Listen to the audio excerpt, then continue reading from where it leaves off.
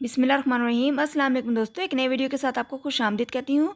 आज हम बहुत ही मज़े के आलू चिकन और मेथी के पराठे बना रहे हैं। ये बहुत ही मज़े के बनते हैं, आप इसे ज़रूर ट्राई कीजिएगा। वीडियो अच्छी लगे तो मेरे चैनल को सब्सक्राइब करें, वीडियो को लाइक और शेयर करें और साथ वाले बेल आइकन को भी लाजमी प्रेस कर दें।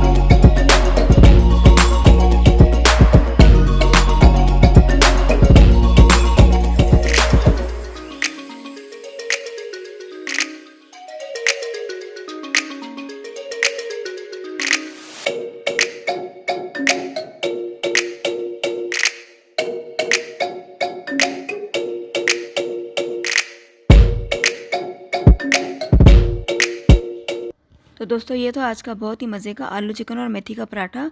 तो कैसी लगी मेरी वीडियो आपको? अगर मेरी वीडियो आपको पसंद आई तो मेरे चैनल को सब्सक्राइब करें, मेरी वीडियो को लाइक और शेयर करें और साथ वाले बेल आइकन को भी लाजमी प्रेस करें। अगली वीडियो तक के लिए आपसे इजाज़त चाहूँगी। अल्लाह हाफ़िज़।